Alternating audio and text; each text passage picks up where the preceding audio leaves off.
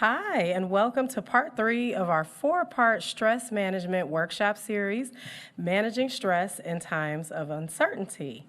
My name is Nashay Jones, and I'm proud to serve in the Office of Student Affairs here at the Metropolitan Campus.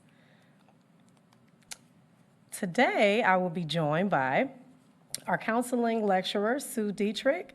Sue has over 20 years of experience as a licensed professional clinical counselor. Her experience includes working with a wide range, including adults, families, and children in a variety of mental health agencies serving domestic violence victims, chemically dependent clients, and severely mentally disabled clients, with experience covering many issues including depression, anxiety, trauma, grief, divorce recovery, relationships, and parenting, serving a diverse client base. She is currently a counseling lecturer in the Counseling, Psychological, and Student Accessibility Services Department. Additionally, we will be joined today by Ms. Deborah Drain. Ms. Drain is a counselor and assistant professor at the Metropolitan Campus. She has been employed at Tri-C for 6 years and has worked in higher education for 21 years, of which include employment at the following institutions: Ashland University, Bryant and Stratton College, and John Carroll University. Ms. Drain considers her educational journey through Tri-C as beneficial in her being able to identify with many of our Tri-C students. She began right out of high school and dropped out after 1 semester to work a part-time job. When she returned to Tri-C 24 years later, she was a wife, mother, and full-time employee with a few transfer credits from here and there. Educationally, she holds an Associate of Arts from Cuyahoga Community College, a Bachelor of Business Management from Ursuline College, and a Master of Education in Adult Learning and Development from Cleveland State University, and a Master of Arts in Clinical Mental Health Counseling from John Carroll University. Ms. Drain is also a licensed professional counselor through the state of Ohio. This workshop does not provide treatment advice. This workshop merely assembles the evidence compiled and analyzed by others. More importantly, mental health conditions are complex. People differ widely in their conditions and responses, and interactions with other conditions and treatments are best evaluated by a qualified mental health professional. Therefore, if any material presented causes you to experience any discomfort, you should contact a mental health professional immediately. During today's workshop, we will discuss how to handle stress with positive coping mechanisms. At the end, we'll have a question and answer session, so please, to our virtual audience, feel free to jot down any questions you may have in our chat, and we will certainly take note of those and address them during that session. To our live audience, please jot down your questions as we go along, and at the end, feel free to come up and ask your questions at that time. So without further ado, I'd like to bring Ms. Sue Dietrich up to the podium. Thank you.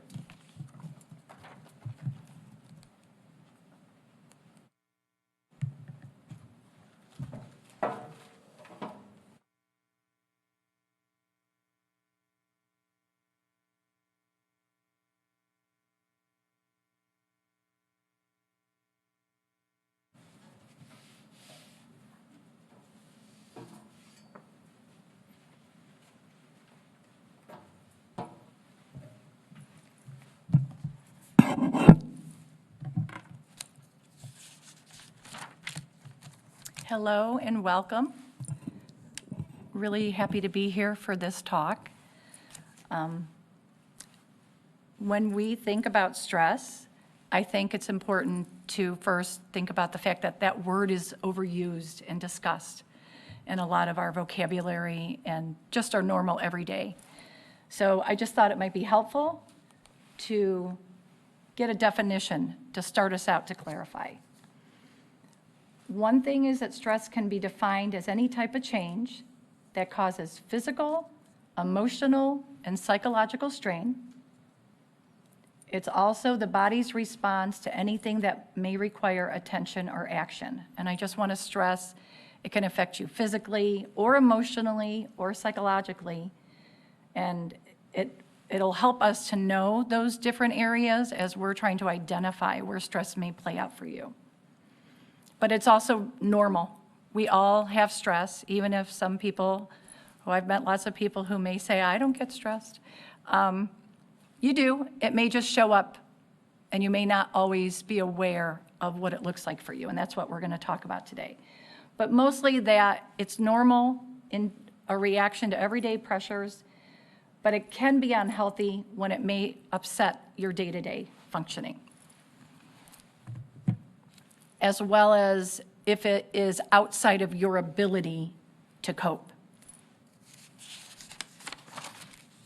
So our objectives today, as we think about developing healthy coping tools, we are going to develop self-awareness, recognize the signs, and develop strategies. You really, just important to know that all three of those things together make up the ability, assist us in being able to be successful in seeing the signs, being able to know how it plays out for you, being able to know what sets things off, and not only to have those strategies in place, but to know when to use them.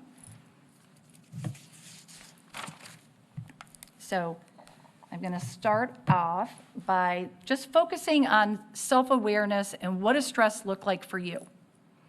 And I'm just going to go through 4 different areas of thoughts, feelings, behaviors, and physical symptoms. So one thing that plays out a lot for people is that it may show up in the way of their thoughts.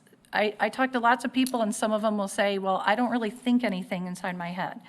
But some people do, and sometimes over time you develop the awareness to notice it. But basically, it could just be the simple observations that you make when you are noticing things. You're walking down a hallway and you see someone and you're like, oh, I like their outfit. And it's just that internal dialogue that takes place. And sometimes it's just very neutral and it's all comfortable, but sometimes it can get loud. It can feel like chatter, and it can sometimes drive and dictate our behaviors. Other times it can be, it's like our self-talk. Sometimes it's negative. We can be hard on ourselves. We may not notice it or think a whole lot about our interactions when we may just say things like, I can't do this. I'm never going to be able to figure this out. I'm so stupid. Whatever the thoughts are, we get into habits that we learn to repeat these messages to ourselves.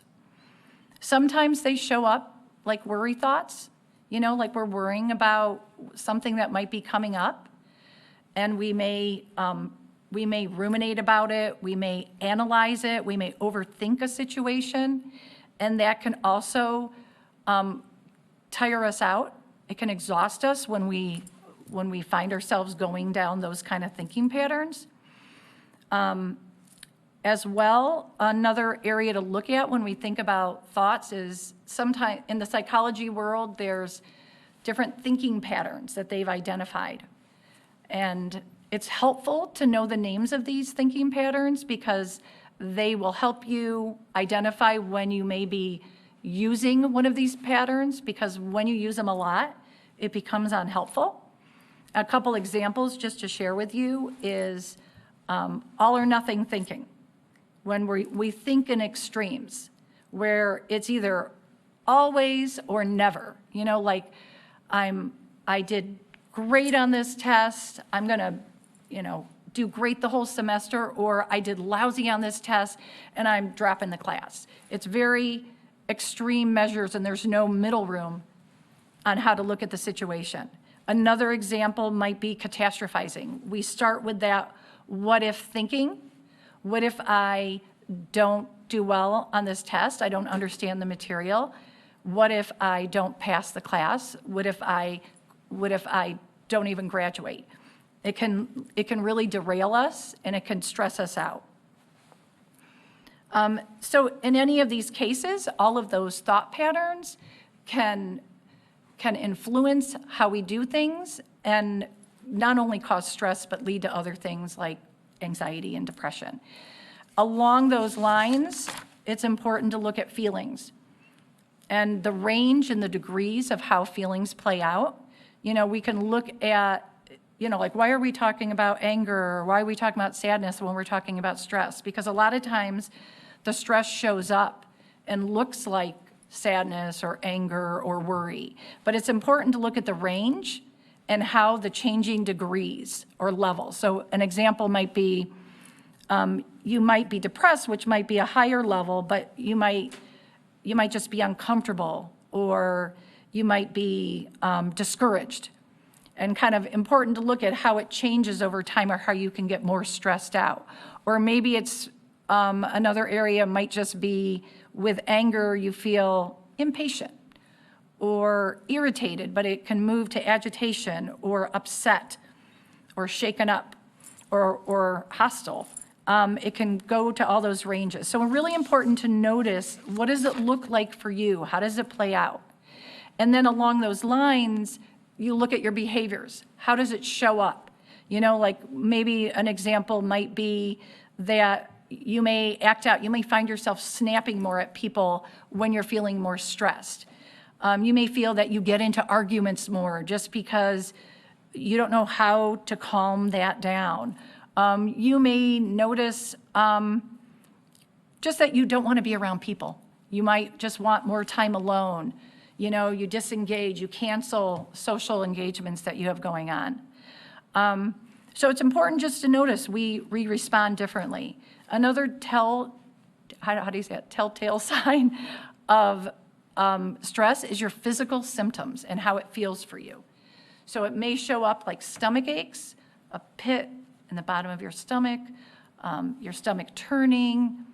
It could be headaches, or you could feel tenseness, tightness in your shoulders, back, your jaw, fatigued.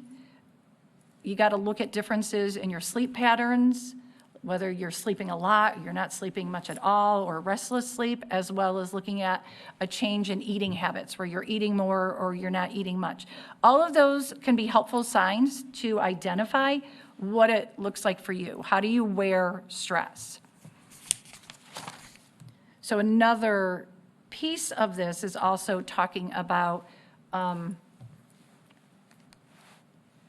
how do we recognize the signs? So first we talked about just what does it look like for you, but how do we recognize the signs? So we want to look at what are those common triggers or things that set it off when you start to feel an increase in your stress. I always think about people, places, things, situations that may set it off. You may find that there are certain people that set it off for you. Maybe it's what they talk about. Maybe it's just they remind you of someone else that stresses you out. Maybe it's thinking about the time of day. Maybe in the evening you're really tapped out from the end of the day and you're exhausted, and when you are trying to do your normal things, you're putting dinner together, you're helping your kids with homework, whatever the case may be, you start to increase your stress. And maybe if you just had a meal, you might feel better, or just kind of knowing how that's going to be an issue for you, or that's a stress factor. Sometimes it's maybe driving on I-480 is a stress to you. And so knowing that that's a stress, you either take your time, plan ahead, whatever the case may be, but just knowing these are certain things or themes or patterns that show up. Another area is looking at your personal history. We all have personal history. We all have experiences that lend itself to shape how we view a situation, how we feel about it, how we experience, and how we behave. And it can exasperate a stress situation or just our normal day-to-day. Whether it was we experienced violence in our home growing up, or we were bullied and social situations may be really difficult for us, or we were in a car accident last week. Whatever it might be, it could be a variety of different things that set the stage and impact our current situation. And being in tuned to how you feel and kind of being able to distinguish those differences between this is some of that other stuff that's coming into play, and knowing that you may have to pause or reset. Another thing that's really important to bring up in our conversation today is just the fact that the pandemic has totally shaped how we are impacted by stress, and it's important that we recognize that. And we're still, we're 18 months in, but it still has many things that are still playing out today that we are impacted by. So lots of losses, whether it's loved ones or people in our lives that we've actually personally lost, but we've lost other things. We've lost jobs, we've had changes in jobs, we've had changes in our responsibilities. You may thought you would have the freedom just to attend school this year, but may find that now, because of the pandemic, you may be having to help out more with siblings, helping them with homework. There's just a lot of changes that impact how we do things. Even right now, we're not fully back to normal, but we have a lot of uncertainty still on what we see in the news every day. When you see those numbers on a regular basis, it still impacts you on how you can navigate, as well as not to forget about, we've lost a lot of the ability to commemorate a lot of important events in our life. The loss of funerals, the loss of not having them the same way we did before, or weddings, or proms, or graduations. All of these things has impacted and affects and can impact how we feel about a situation and our stress. So it has a ripple effect on how we're able to navigate. I don't want to forget to, when we talk about stress, I think it is helpful to know, sorry, I'm a little off on my slide here, to know that it exasperates the situation with all those, different issues about understanding the pattern, understanding your personal history in the pandemic, but to be aware of that, because then it may make our stress feel a lot higher than it would have been without them. And so how do we forecast? How do we see that? So it also is important and helpful to understand how your brain responds. So I'm going to just describe for you in looking at this graph. This is a graph that was developed by Bruce Perry, who's a trauma stress specialist. And this is awesome because I think it gives us a good representation on how to look at it. If you look on the green is the top part where it says thinking brain, and you'll see the first two columns, or the first two levels from left to right. So the thinking part of the brain is often when we're in the state of calmness, alertness. It's when we're able to be creative and analytical and concrete, and you notice that your IQ is often higher when you're in this green zone. And just to describe, the thinking part of the brain is the brain that's responsible when it's working well and it's healthy. It is helping us problem solve, make decisions. It's helping us calm ourselves down when we're upset. It helps us be flexible. It helps us have perspective. It helps us be analytical. It has a lot of qualities that we need to be a student, to be in relationships, to have interactions with others, to be a good worker. So as you move down, you'll see how the state changes, and we move more into the pink red zone. And you'll see that the state now is moving to alarmed and afraid. And now, if you look at that lower part of the brain, it's now the primitive part of the brain. And the primitive part of the brain is where the fight or flight lives. And that's where, when there are times in our life where we have to prepare ourselves for some kind of threat or danger, our whole state changes and our physiology changes to prepare for it. And in those moments, the brain changes so that it prepares ourselves for that threat. But now what happens is the thinking part of the brain goes offline. So all those, the ability to make good decisions, problem solve, all of those things goes out the window, or at least we don't have the ability to our full capacity anymore. And we're reacting more emotionally, reactively. automatic, and our IQ goes down too. And I think we've all been in that situation where, you've had a heated argument and you said things you regretted, and maybe later, once you've had time to calm down, you're able to think about it more completely and rationally, and you wish you wouldn't have said it. And it's what happens when our state changes and we move into this fight or flight. So this just also shows that movement.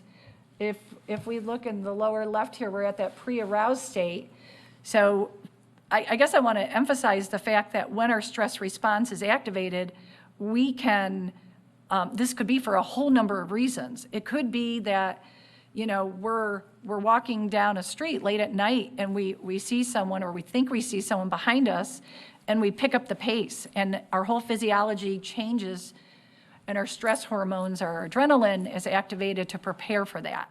But it also could be for other reasons. It could be for reasons like I have a lot on my plate and I rush around and I'm late finding a parking spot and I'm trying to get to work and I have a big presentation today, or I have a big assignment, whatever the case may be, and we have much going on, it could cause us to go and react into this fight or flight. And so then, though, what happens once our threat has passed is you'll see these arrows go up high and then it goes back down again, because then we're calming down, or our body is trying to calm down, which could take anywhere from 20 to 40 minutes or longer, and we're able to resume our normal, getting back in our normal routine. The red line here represents that sometimes we may practice and be in this fight or flight, this chronic stress response so often that we may be at this elevated state, and it's kind of like an alarm that's on or constantly going off where it's jammed on. And it's difficult to respond and make good decisions when we may find ourselves at that place where we're more flooded. And we've learned, if we're in that situation, we've learned ways to manage the stress just to survive whatever circumstances might be going on or the kind of lifestyle that we have. But it can also be difficult, and we want to identify ways that can improve how we respond to that, how we do it differently.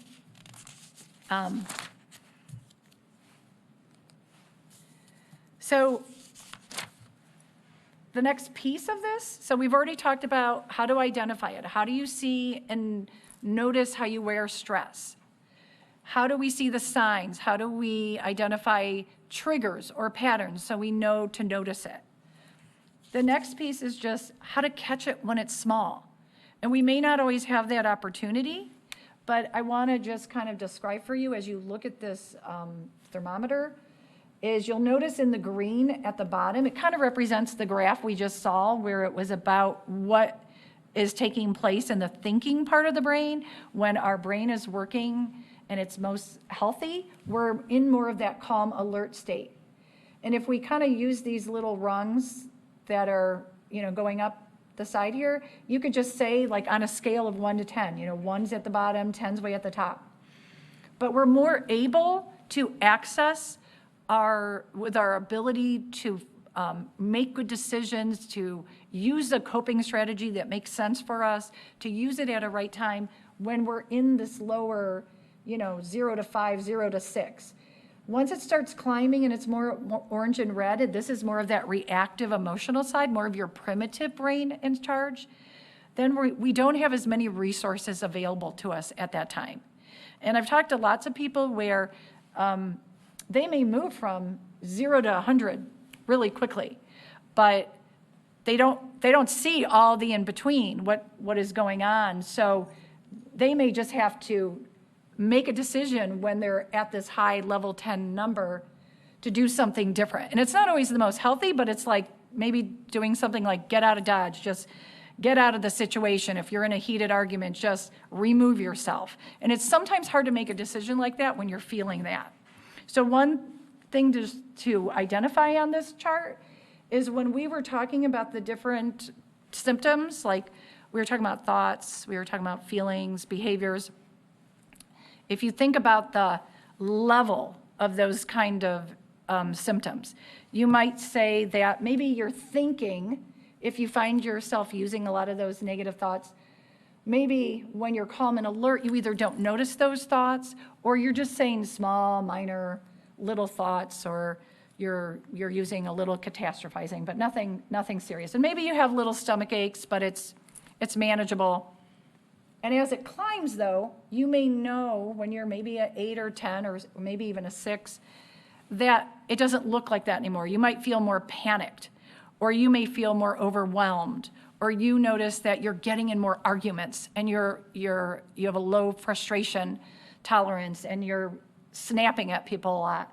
Whatever the case, being able to learn how to notice how your symptoms play out and how you climb up this scale or can bring yourself down, and what kind of strategies to use when you are in that mode, allows you to do something different.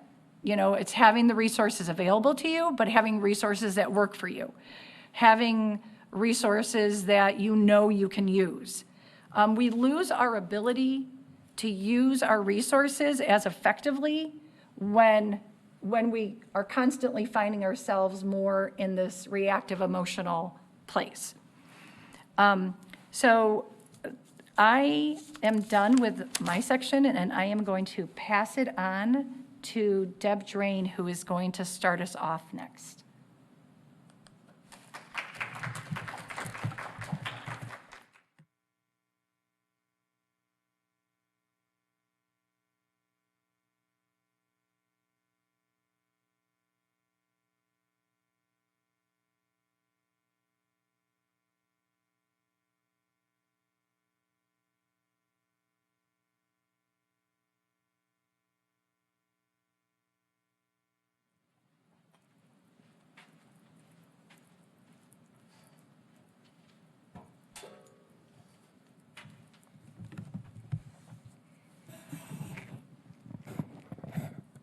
Good afternoon.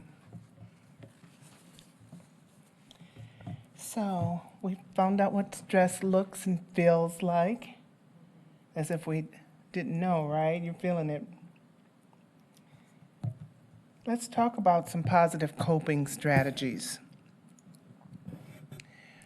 One of the things, as Sue was talking about our thoughts related to stress, one coping strategy could be to reframe our thoughts, take a different perspective on the problem or the issue at hand, and it could help you cope better.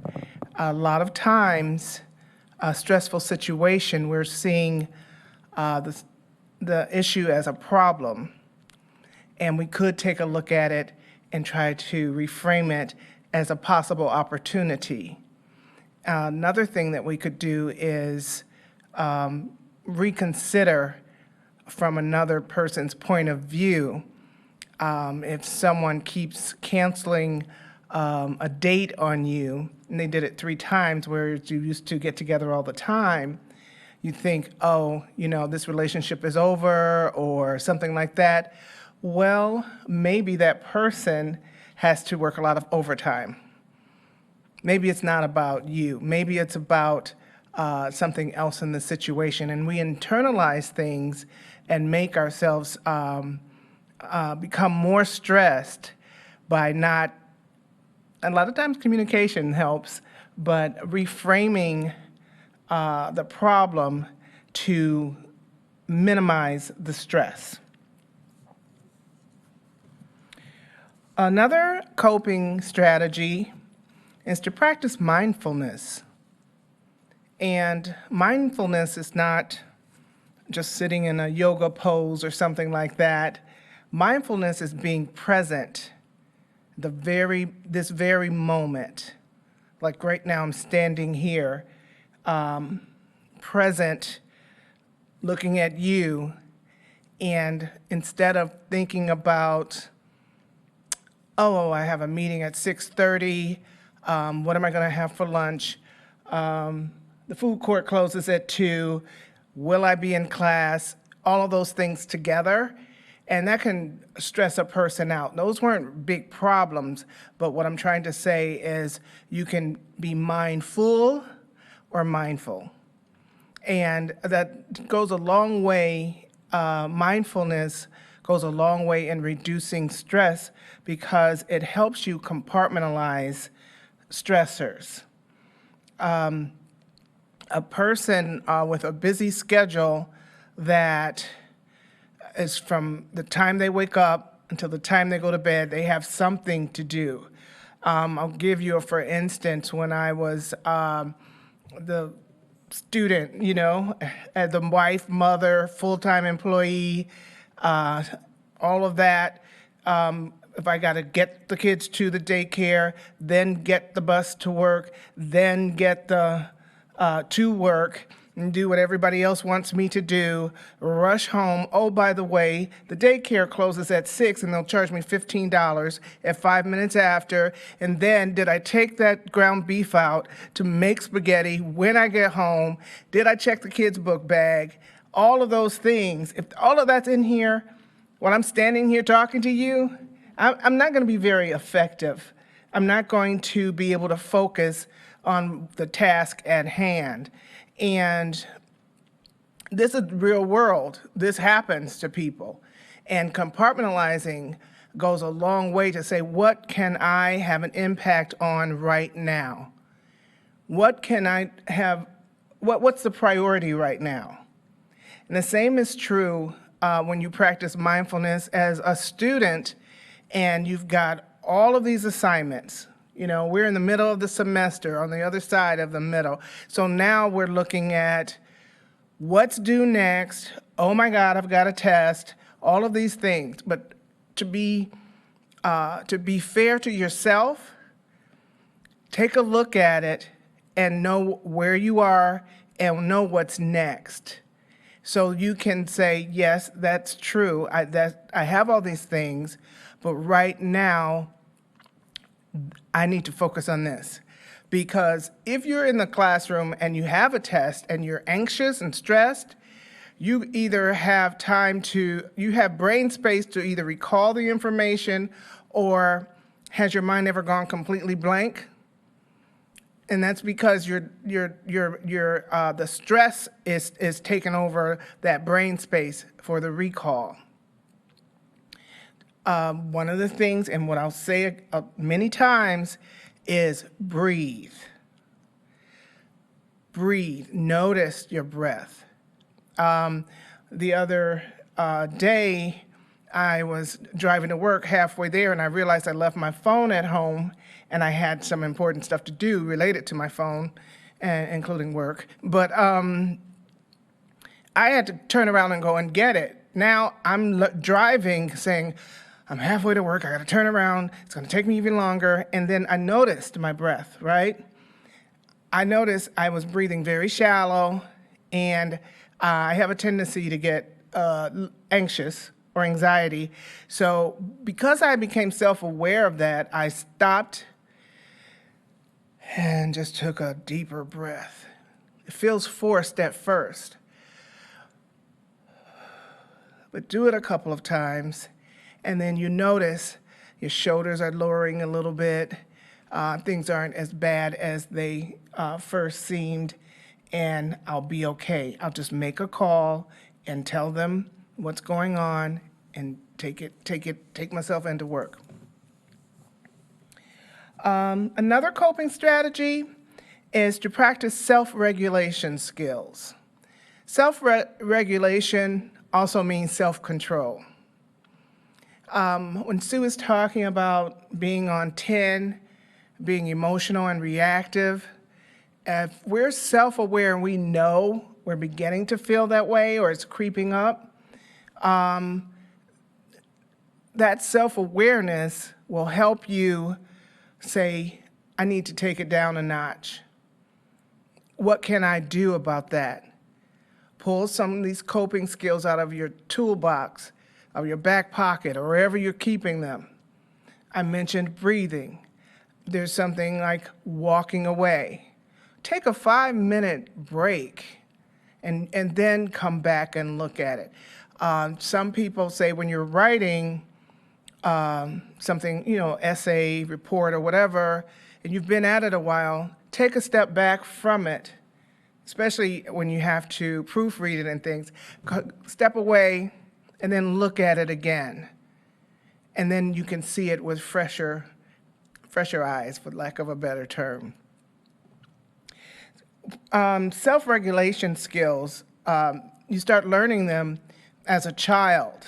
And when children act out or have tantrums, when they don't get their way, it depends on how the parent responds as to whether they learn to control themselves. Or my daughter used to tell my grandson when he would just like yell and scream, she would say, use your words. Use your words. And I'm thinking, just console the boy, But eventually, I see him now, he's 6, he uses his words. And that's a self-regulation skill that he learned based on that relationship. Now, as adults, we don't always get it.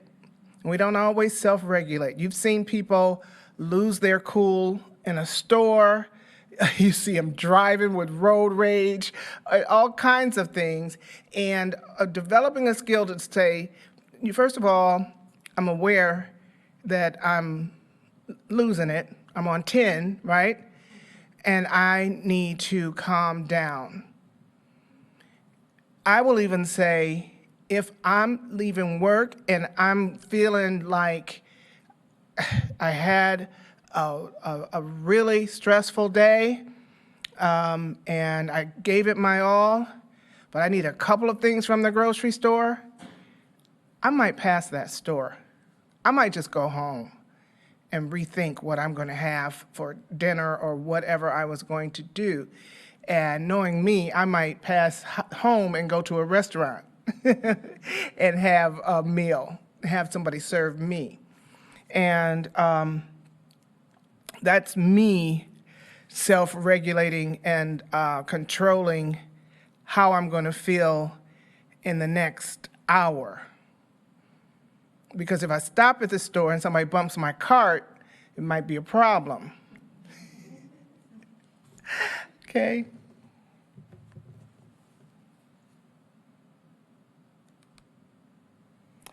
More positive coping strategies. Your body, you need rest. You need to sleep. You need to eat, and you need to exercise. We need to exercise. Okay? Sleep is an important coping mechanism to combat stress because lack of sleep will cause us to be irritable, like the child that is whining because they need a nap. And it's amazing how much better their disposition is when they wake up. The same is true for us. Adequate sleep helps us to self-regulate. Our brains regenerate during sleep. Neurons, right? Our body repairs itself when we sleep. And enough sleep. About 7 hours a night would be good. Notice I say would be because it's not possible for a lot of people, especially people that, work and go to school or have multiple jobs or, life is tough to get sleep like it is prescribed, suggested. Okay, eating. Anybody ever heard of the term hangry? Hangry, hungry, and angry, right? That's a real thing, as people say now.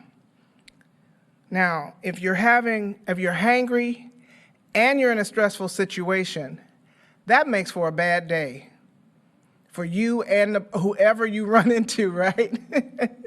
So make sure you eat regular meals and breakfast, lunch, and dinner.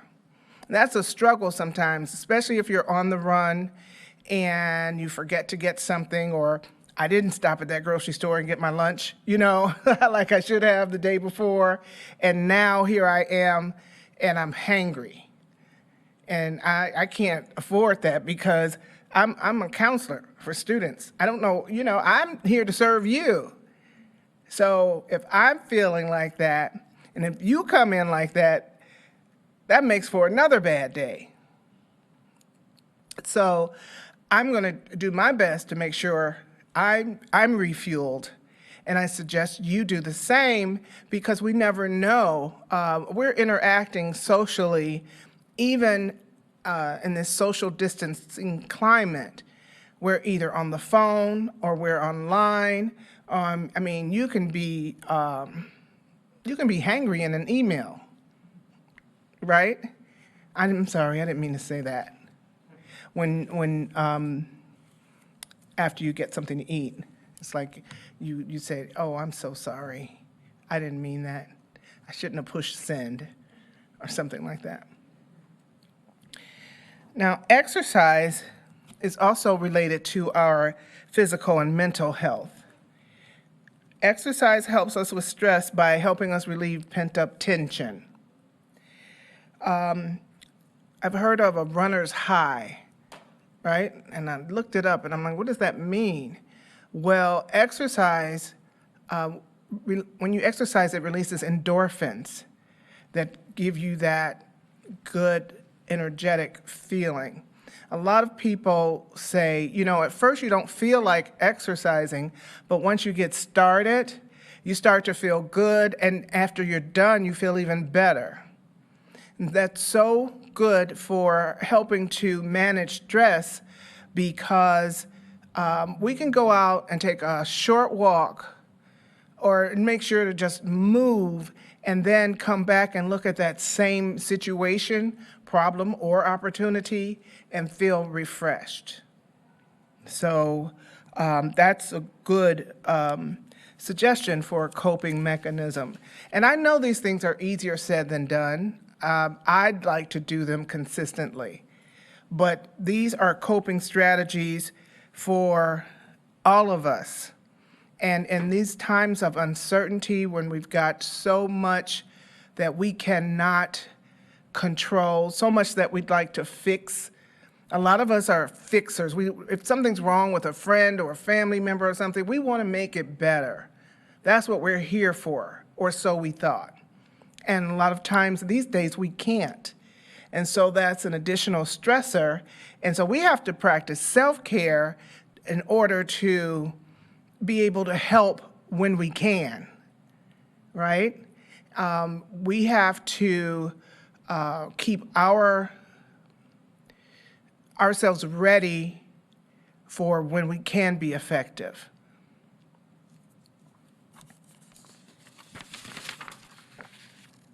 I got some more coping mechanisms. You might not like these so much. Social media. Okay, social media, there's so many different kinds of social media. I don't know how to use half of them. But at my age, that's probably not a surprise. But we often get the same information on various social media mediums. I suggest we limit our social media.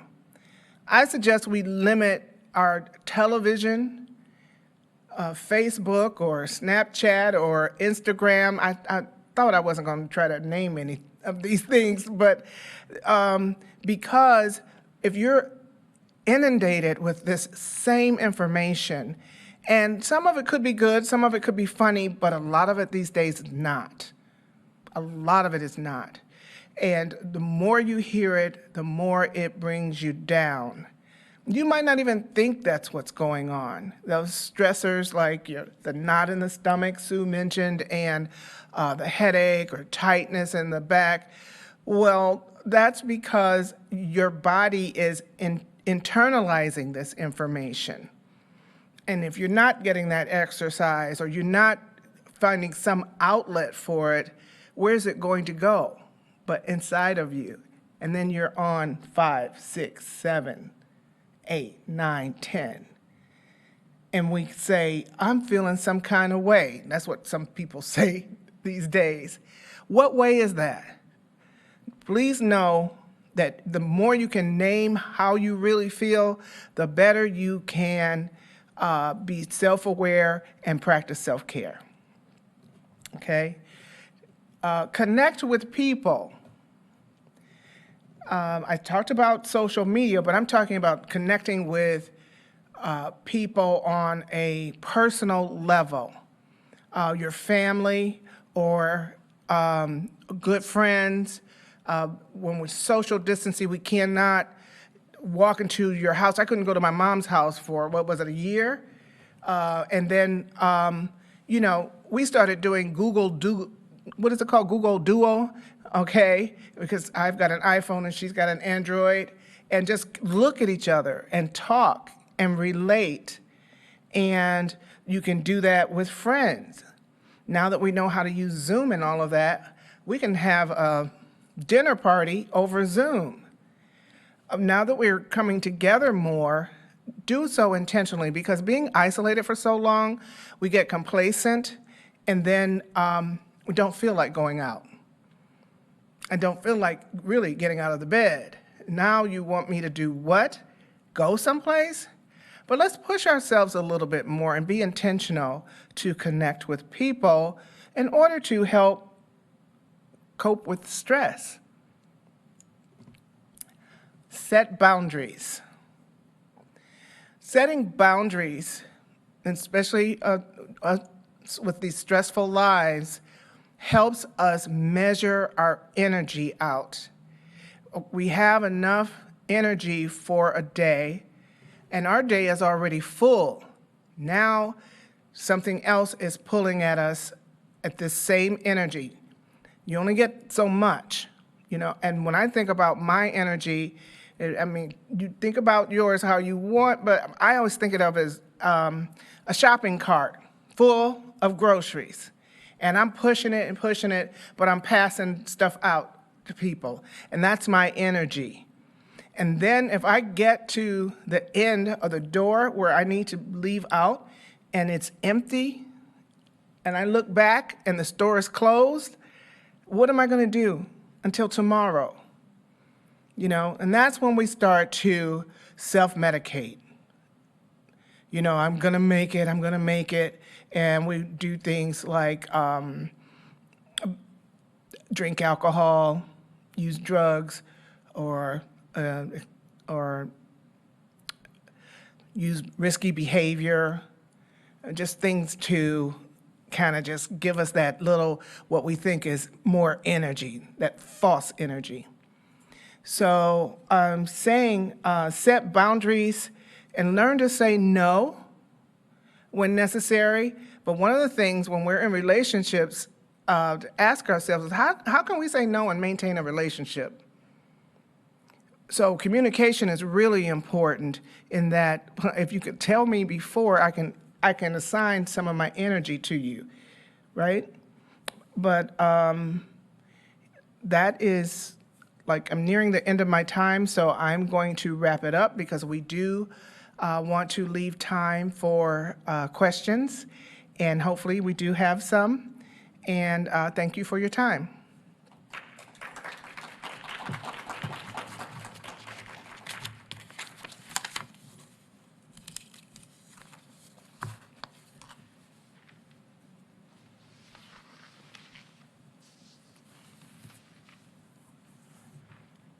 And Sue is coming back up.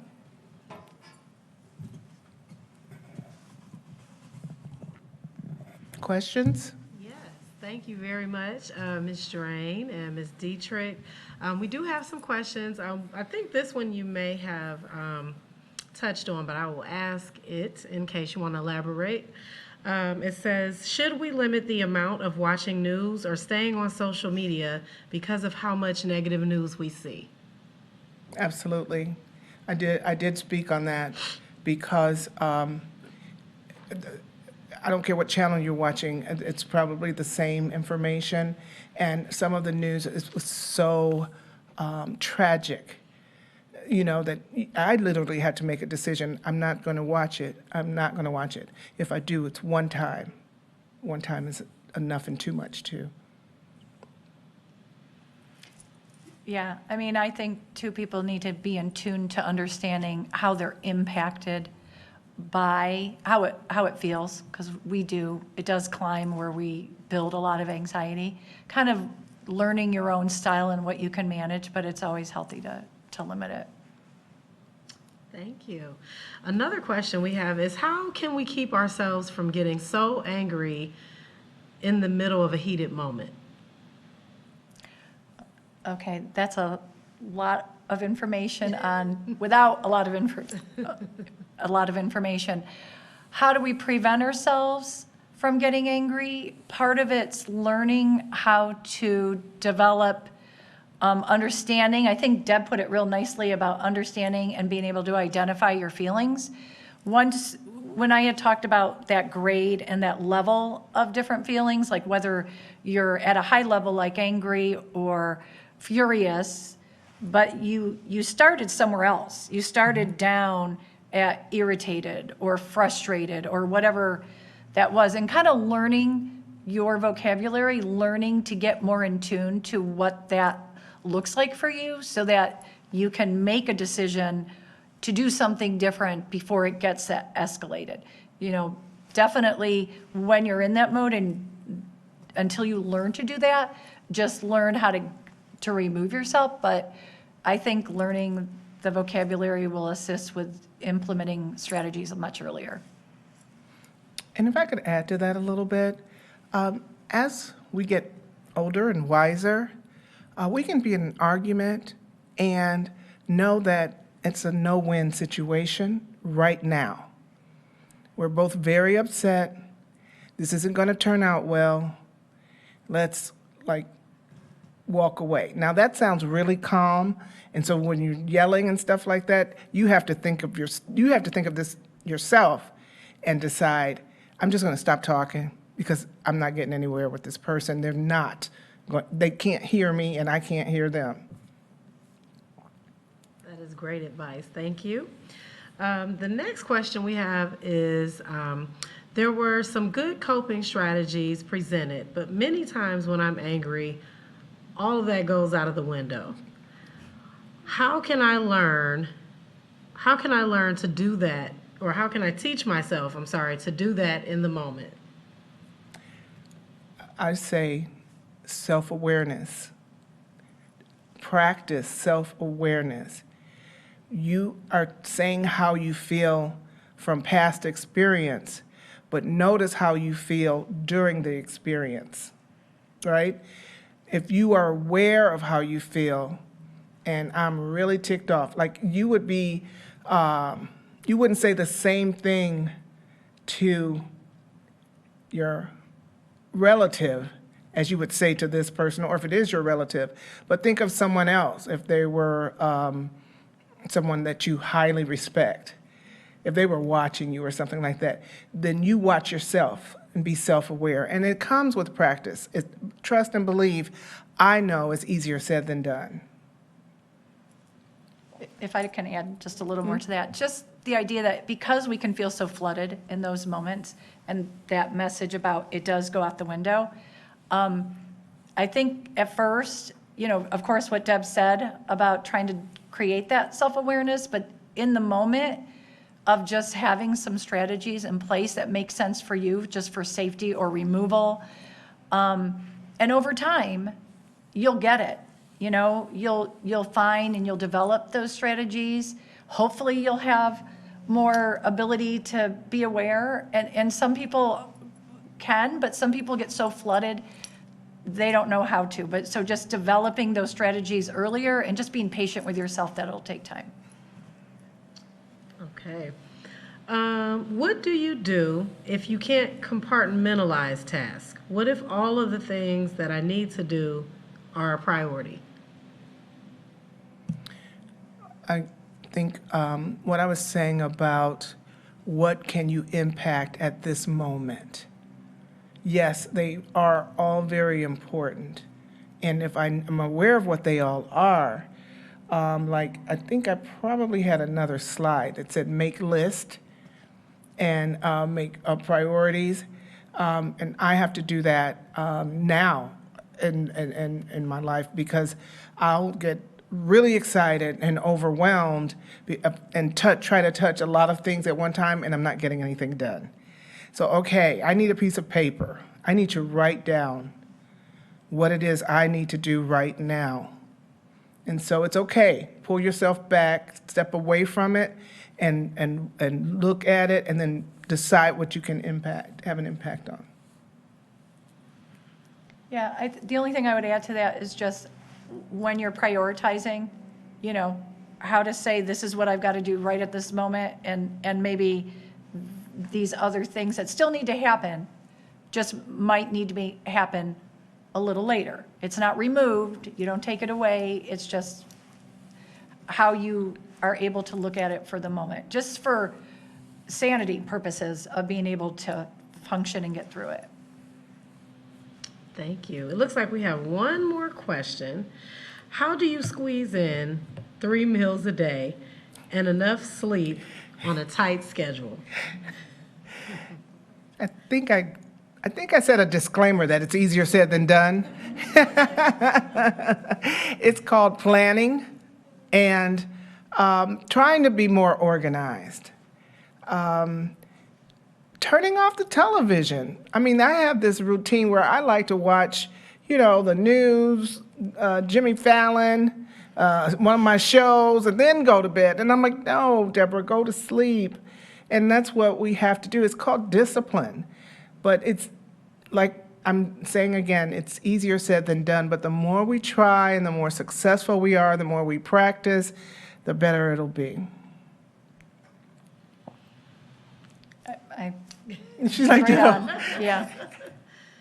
Okay, well, thank you very much to you both. We don't have any other questions in the chat at this time, and we just want to thank, do we have questions in our live audience? Yes, I'm sorry. Please come on up and ask your question. You can actually use this mic.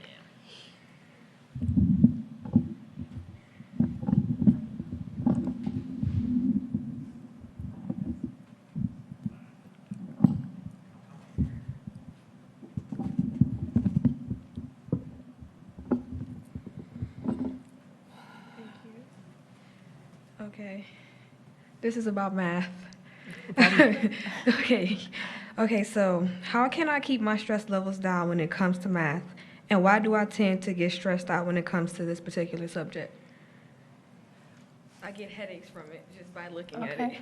So I'm guessing that there's some history with math. Yes. That you have an opinion about how you feel about it. It more down than up, right? Okay. So part of it's just historical, you know, just like we talked before about, you know, what are you saying to yourself? And it also brings with it some of those feelings, you know, like thinking about physically, how does it feel when I'm starting to do math and I can't do it? Am I repeating those messages that say, I'm never going to figure this out, or, you know, something like that? And how does it feel? You know, like, is it giving me some of those symptoms that just say, ugh, I don't want to be doing it? So that's why it keeps happening, I'm guessing, is those kind of symptoms, but you're also asking, what do you do about it, right?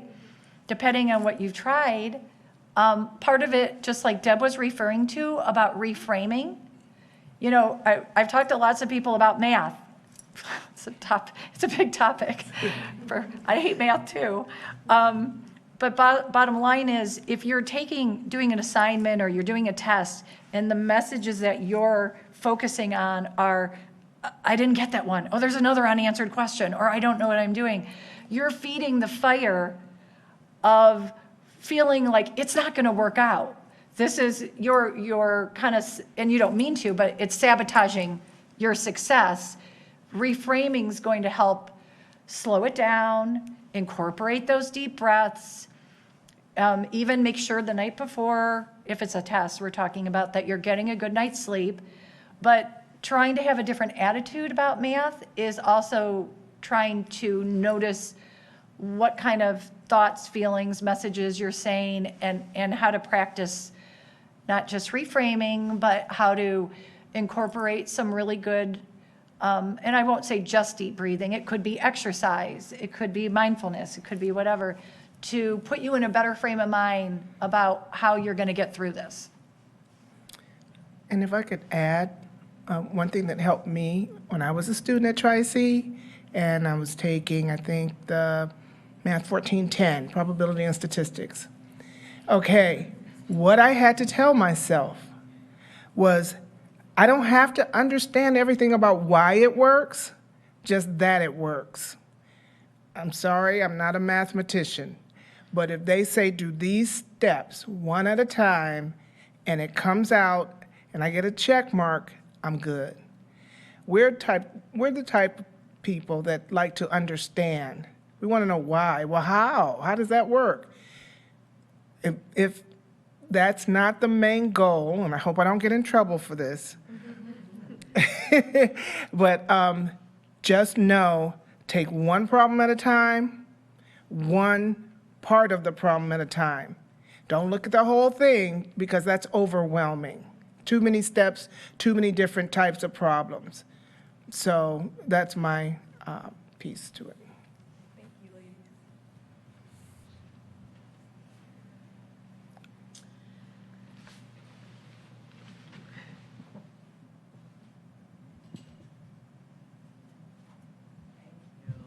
So thank you very much for that question and for the answer and for your responses. It looks like that is all of the questions that we have in our live audience and in our virtual audience. And we want to thank everyone virtually for tuning in with us today. Thank you for those who have stopped in today. And thank you very much to Ms. Drain and Ms. Sue Dietrich for your time and expertise today during this workshop.